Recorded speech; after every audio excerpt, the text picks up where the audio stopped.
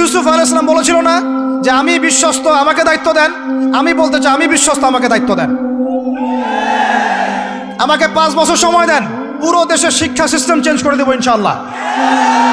Play group থেকে play group থেকে নিয়ে মাস্টার্স পর্যন্ত এমন শিক্ষানীতি প্রণয়ন করা সম্ভব যে আমাদের বাচ্চারা একদম প্লে থেকে মাস্টার্স পর্যন্ত বাংলা, ইংরেজি, অঙ্ক এবং জেনারেল সাবজেক্টগুলোর সাথে কোরআন হাদিসের একটা অপূর্ব সমন্বয়ে পড়াশোনা করবে ইনশাআল্লাহ। একা করে দিতে পারবো ইনশাআল্লাহ তাআলা। আমাকে এরকম 100 জন শিক্ষাবিদ দেন, 100 জন আলেম ওলামা দেন, একটা প্যানেল করে দেন, পুরো দেশের শিক্ষা চেঞ্জ করে দেওয়া যাবে ইনশাআল্লাহ। যাদেরকে রেখেছেন এদের মাথায় গোবর আছে, যাদেরকে রেখেছেন এদের মাথায় টাটকা গোবর আছে। বইপত্রগুলোর অবস্থা দেখেছেন? বইপত্রগুলো ঘাটাঘাটি করেছেন? সমকামিতা প্রমোট করছে আমাদের দেশের মধ্যে, ট্রান্সজেন্ডার প্রমোট করছে আমাদের দেশের মধ্যে, আমাদের বাচ্চা কাচ্চা কচি কাঁচা বাচ্চাদেরকে শারীরিক শিক্ষার নামে যৌন শিক্ষা দিচ্ছে। এগুলো আমাদের মুসলমানদের শিক্ষা? এটা চলতে থাকলে দেখবেন অচিরেই কোনো মানুষ বাচ্চাদেরকে স্কুলে পাঠাবে না, এটা অরুচি ধরে যাবে। তখন কি হবে? কোটি কোটি স্কুল, কলেজ, বিশ্ববিদ্যালয় খা খা করে পড়ে থাকবে, কেউ পাঠাবে না ওখানে। তখন মাদ্রাসার দিকে মানুষ ঝুঁকবে আরো বেশি। আমি তো দাবি জানাই উপরের লেভেল থেকে এমন একটা শিক্ষা ব্যবস্থা প্রণয়ন করা হোক যাতে আমার মাদ্রাসা গড়ার প্রয়োজনই না হয়। ওই সিস্টেম রাষ্ট্রীয়ভাবেই পড়ানো হবে ইনশাআল্লাহ। আপনি মালয়েশিয়ার দিকে তাকিয়ে দেখেন, আপনি এই যে ওয়েস্টার্ন কান্ট্রির মধ্যে অনেক কান্ট্রি আছে, অস্ট্রেলিয়ার মতো জায়গাতে আছে, ব্রিটেনের মতো জায়গাতে আছে, কোনো কোনো ক্ষেত্রে আপনি লেবাননকে দেখেন, ইয়েমেনকে দেখেন, জর্ডানকে দেখেন, কাতারকে দেখেন, সৌদি আরবিয়াকে দেখেন, অনেক কান্ট্রি আছে। ভালো কাজের তো প্রশংসা করতে দোষ নাই, দোষ আছে? এমনকি অনেক পশ্চিমা কান্ট্রিতেও একদম উপর লেভেল থেকে ইসলামিক সিলেবাস প্রণয়ন করা হয়েছে। তার মানে এমন না যে তারা সায়েন্সকে গুরুত্ব দেয় নাই, ম্যাথকে গুরুত্ব দেয় নাই, ফিজিক্স পড়ায় নাই, অ্যাস্ট্রোফিজিক্স পড়ায় নাই, ইকোনমিক্স পড়ায় নাই, বিষয়টা এমন না। তারা ফিলোসফি পর্যন্ত পড়িয়েছে। ঘাটাঘাটি করেন, অনলাইনে সব মজুদ আছে। এমন শিক্ষানীতি প্রণয়ন করা সম্ভব একদম প্লে থেকে নিয়ে মাস্টার্স পর্যন্ত। আমার ছেলে ইমামতিও করবে, এদিকে বিমানও উড়াবে ইনশাআল্লাহ। আমার মেয়ে ডাক্তারও হবে, এদিকে দেখবেন হাফেজাও হবে ইনশাআল্লাহ। একজন মুফতি সাহেব, তিনি ফতোয়াও দিবেন, একই সাথে বিশ্ব অর্থনীতির সম্পর্কেও জানবেন ইনশাআল্লাহ। একজন আর্মি অফিসার, তিনি যেমন সামরিক ক্ষেত্রে লিডার হবেন, তেমনি দেখবেন ফিকহের কিতাব মোতালা করে ফতোয়াও দিতে পারছেন ইনশাআল্লাহ। এই যুগটা এটা কোনো মানে স্বপ্নের যুগ নয়, এই যুগটা ছিল এক সময়। বেশি দিন দূরে যেতে হবে না, আপনি 200-300-400 বছর পিছনে যান, দেখবেন মুসলমানরা এমন সোনালী যুগ পার করে। গাল গল্প করছি না আমি, এগুলো বাস্তবে রূপান্তরিত করা অবশ্যই সম্ভব, বারহাক সম্ভব, যদি এরকম কিছু মানুষের মধ্যে উদ্দীপনা থাকে, একটা সৎ সাহস থাকে, আমাদের উপর থেকে যদি একটা সহযোগিতা আসে এবং আমাদের মতো যারা ইয়াং তাদেরকে যদি মূল্যায়ন করা হয়, ইনশাল্লাহ দেখবেন বাংলার জমিন পরিবর্তন হয়ে গেছে। এই পরিবর্তন হলে দেশের জন্য কোনো খারাপের কিছু নাই, রাষ্ট্র পিছিয়ে যাবে না, রাষ্ট্র আরো এগিয়ে যাবে ইনশাআল্লাহ তাআলা। আরো ব্যাপার আছে, আপনি মালয়েশিয়ার একটা ক্লাস 10-এর বাচ্চার দিকে তাকান। ক্লাস 10-এর একটা বাচ্চা কোনোদিন মাদ্রাসায় যায়ই নাই, স্কুলে পড়েছে, কিন্ডারগার্টেনে পড়েছে, রাষ্ট্রীয় সিলেবাসে পড়েছে, মাত্র 10 থেকে 12 বছর পড়াশোনা করে ও এখন এদিকে এসএসসি এইচএসসি লেভেলেও চলে গেছে, ও লেভেল এ লেভেলস পরীক্ষা দিয়েছে, এদিকে সে ইমামতি করার যোগ্যতা অর্জন করছে। এখন আমাকে বলেন, ওই রাষ্ট্রটা কি পিছিয়ে গেছে? অতএব এই শিক্ষার দিকে অনেক মনোযোগ হতে হবে আমাদের সবাইকে, আল্লাহ পাক তৌফিক দান করেন। আমরা যদি এখন এগুলোর বিরুদ্ধে গঠনমূলক কথা না বলি, গঠনমূলক প্রতিবাদ না করি এবং আমাদের রাষ্ট্রপ্রধানদেরকে না বুঝাই, তাহলে অনেক দেরি হয়ে যাবে। আজকে থেকে 20 বছর আগে ইহুদি খ্রিস্টানরা পরিকল্পনা করেছিল এই টিকটক প্রজন্ম গড়ে তোলার জন্য, তারা আজকে সফল হয়েছে। এখন আমরা যদি এখন চুপ করে থাকি, আগামী 20 বছর পর আপনি দেখবেন আরেকটা প্রজন্ম আসছে, এরা মানুষকে সালাম পর্যন্ত দিবে না। দেখে নিয়েন আপনি, 20 বছর লাগবে না, 5টা বছর যাক, তারপর দেখেন কি হয়। এরা কি এখন বাসায় ঢুকে বাবা মাকে সালাম দেয়? কারণ কোন প্রতিষ্ঠান ওকে সালাম দেওয়া শিখায় নাই, স্কুলে না, কলেজে না, কোথাও সে সালাম দেওয়া শিখছে না। আসসালামু আলাইকুম ওয়া রাহমাতুল্লাহি ওয়া বারাকাতুহু বিশুদ্ধ করে বলতে পারছে না। বিশুদ্ধ করে বলতে হবে না? অর্থ আছে না? এর একটা তাজবির আছে না? এগুলো তো আমরা গুরুত্ব দিচ্ছি না। এমন প্রজন্ম গড়ে উঠেছে অলরেডি যারা এখন পিতা মাতাকে সালাম দেয় না, পিতার সাথে ঝগড়া করে, মায়ের সাথে, মায়ের গায়ে হাত তুলে, সম্পত্তির জন্য মাকে হত্যা করে, সম্পত্তির জন্য বাবার গায়ে হাত তোলে।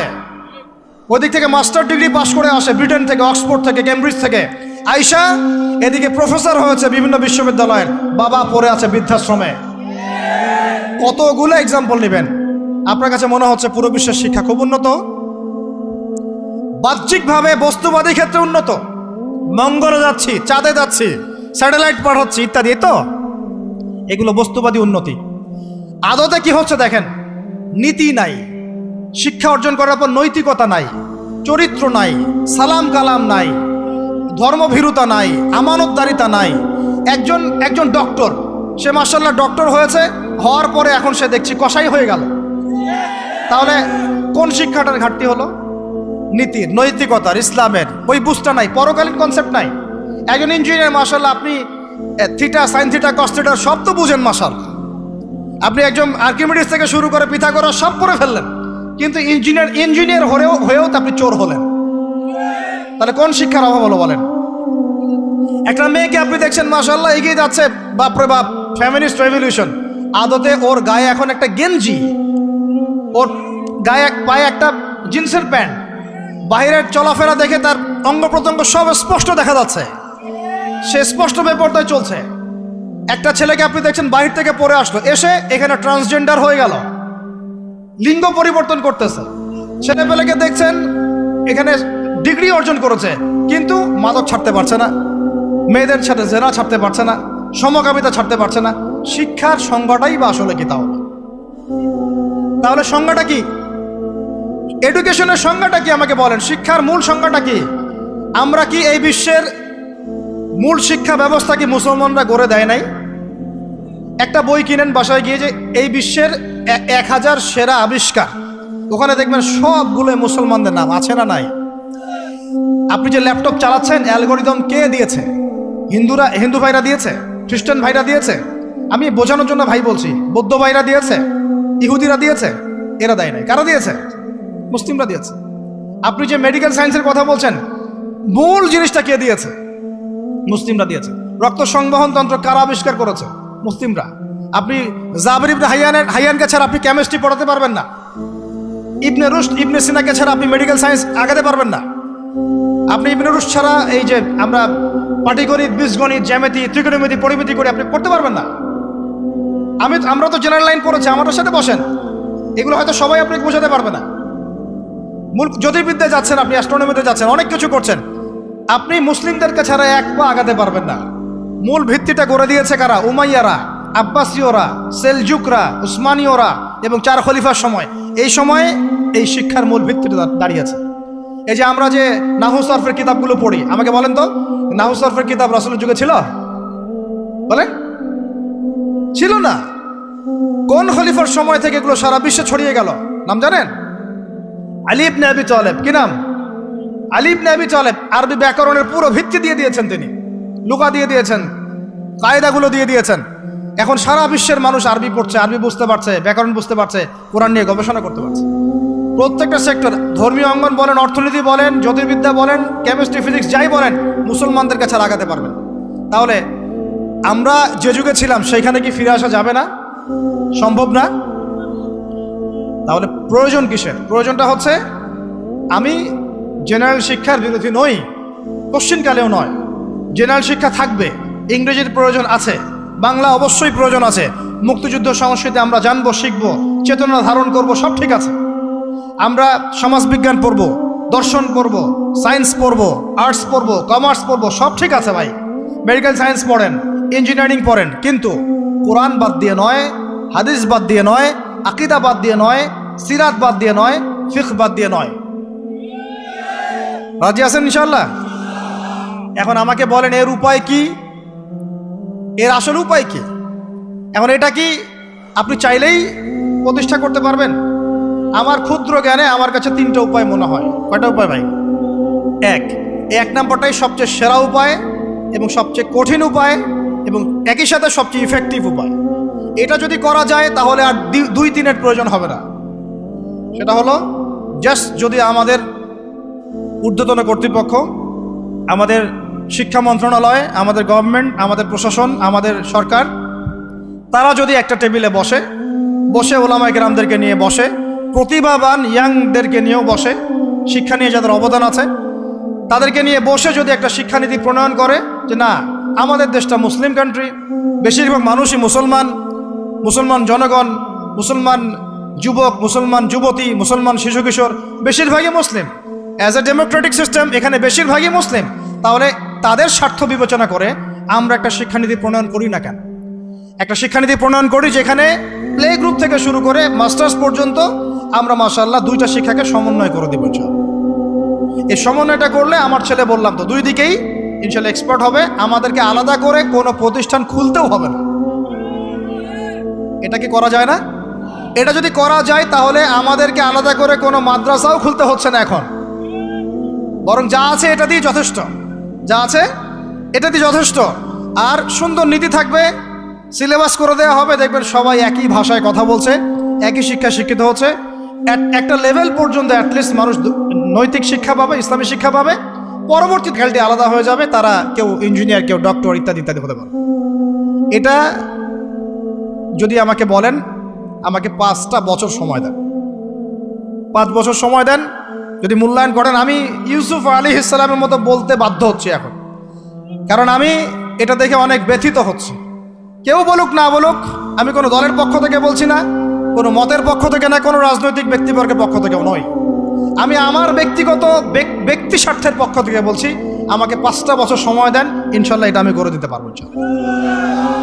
জাস্ট আমাকে একটা সমৃদ্ধ লাইব্রেরি দেন, বসার জায়গা দেন, কাজ করার জায়গা দেন, স্বাধীনতা দেন, ইনশাল্লাহ আমি করে দেই। তারপরে আপনারা চেক করেন, যদি মনে হয় হ্যাঁ দেয়া যায় তাহলে দেন, না হলে আমারটা ছুঁড়ে ফেলে দিন। পরে প্রয়োজনে ওটা আমি একা একা আমার একটা ইউনিভার্সিটি বানাই, সেখানে পড়াবো ইনশাল্লাহ। এটা 1 নাম্বার অপশন।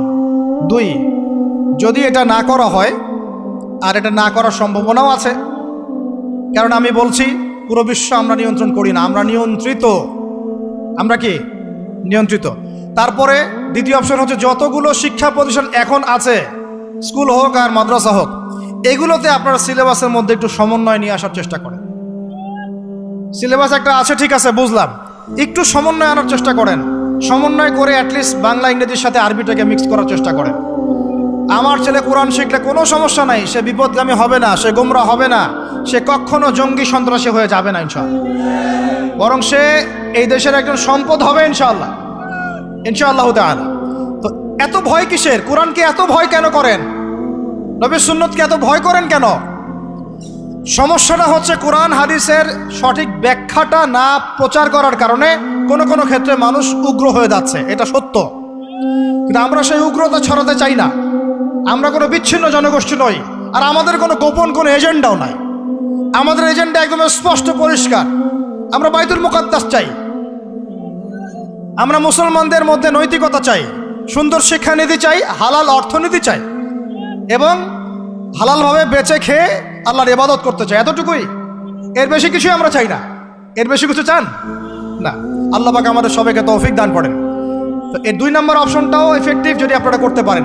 আর 3, 2 নম্বরও যদি কাজ না হয়, তাহলে 3 নম্বর একটা অপশন খোলা থাকে, যে নতুন করে কিছু প্রতিষ্ঠান গড়ে তোলেন এবং সেই প্রতিষ্ঠানগুলোতে আপনি আপনার মতো করে সুন্দর সিলেবাস মেনটেন করে আপনার বাচ্চাদেরকে পড়ানোর চেষ্টা করেন, যেখানে বাংলা ইংরেজি অঙ্ক এগুলোও থাকবে, জেনারেল শিক্ষাও থাকবে এবং ইসলামিক শিক্ষাও থাকবে। এছাড়া আমার মনে হয় না এই প্রজন্মকে বাঁচানোর চতুর্থ কোনো রাস্তা বাকি আছে। যদি থাকে আপনারা আমাকে জানায়েন। ভিতরের চোখ দিয়ে কি শিক্ষা বোঝাতে পেরেছি ভাই? আর 2টা জাস্ট বুঝাই ছেড়ে দেবো, 2টা ধৈর্য ধরেন। ভিতরের চোখ দিয়ে এবার সংস্কৃতি বোঝেন। কি বুঝবেন? ভিতরের চোখ দিয়ে যদি দেখেন, দেখবেন আমাদের মুসলমানদের সংস্কৃতির মধ্যে এখন সব বিজাতীয় সংস্কৃতি ঢুকে গেছে। একটা বাড়িতে, একটা বিয়ে বাড়িতে যদি গানও বাজে, সেটাও বাজবে হিন্দি গান, সেটাও বাজবে ইংলিশ গান। মানে আপনি গানটাও যদি শুনেনও একটা বাংলা গান শুনতে পারেন না, কারণ যে বাংলা ভাষার জন্য আপনি জীবন দিয়েছেন বলে দাবি করছেন, ওই চেতনাও আপনার মধ্যে আর বাকি নাই। ভাষার দিবস যখন আসে, আমরা তখন একটা শোডাউন করার চেষ্টা করি, শহীদ মিনারে ফুল দেওয়ার চেষ্টা করি, আর সারা বছর আমার বাসায় চলে হিন্দি গান, ইংরেজি গান ইত্যাদি ইত্যাদি। হিন্দি সিনেমা, ইংরেজি সিনেমা। তো সংস্কৃতির কোন জায়গায় বাঙালিত্ব ধরে রাখতে পারলাম? পোশাক আশাক পরছি, কোন পোশাকটা বাঙালির সাথে মেলে?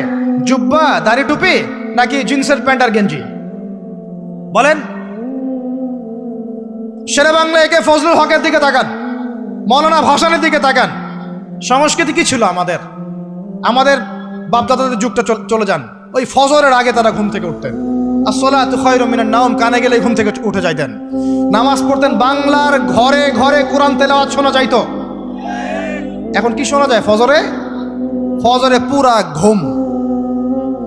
প্রথম কাতারে আপনি যে কয়টা মানুষকে, তার মধ্যে 90% দাড়ি পাকা যুবকদেরকে আপনি পাবেন। এরা ঘুমাচ্ছে রাত 3টায় 4টায়, 3-4টা পর্যন্ত এরা ফেসবুক, ইউটিউব, টিকটক এবং মেয়েদের সাথে হারাম অ্যাফেয়ার্স। এই ছেলেরা কি আদতে বাঙালি? এরা কি বাঙালি? না আমরা মুসলমান হতে পেরেছি ঠিক মতো, না বাঙালি হতে পেরেছি ঠিক মতো।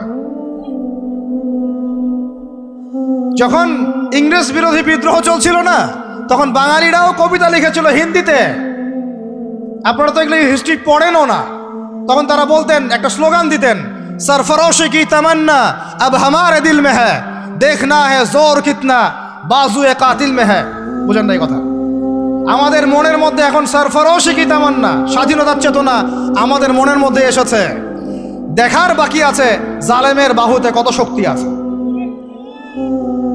আপনারা এখন কাজী নজরুল ইসলামের কবিতা পড়েন না। এক ভাই কবিতা আবৃত্তি করেছিলেন এখানে, খুব সুন্দর হয়েছে, মাশাআল্লাহ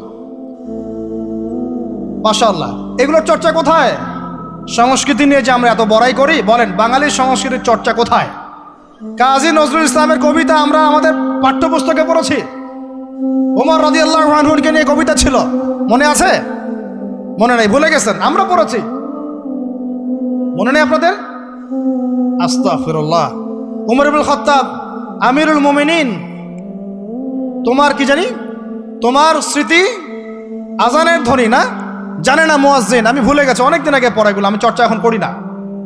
তো মুয়াজ্জিন জানে না যে হে আমিরুল মুমিনিন, তোমার স্মৃতিতেই এই আজান দেয়া হচ্ছে। মানে আমিরুল মুমিনিনের যে স্বপ্ন, এখান থেকে কিন্তু আজানের ইয়াটা আসছে। আর যায়েদ ইবনে সাবিত রাদিয়াল্লাহু আনহু স্বপ্ন থেকে তিনি হেঁটে যাচ্ছেন, একবার উটের পিঠে ভৃত্যকে বসালেন আর ভৃত্যকে নামালেন, তিনি উঠলেন, উনি নামলেন, ভৃত্যকে উঠালেন, এভাবে পায়ে হেঁটে হেঁটে বাইতুল মুকাদ্দাস পর্যন্ত গেলেন।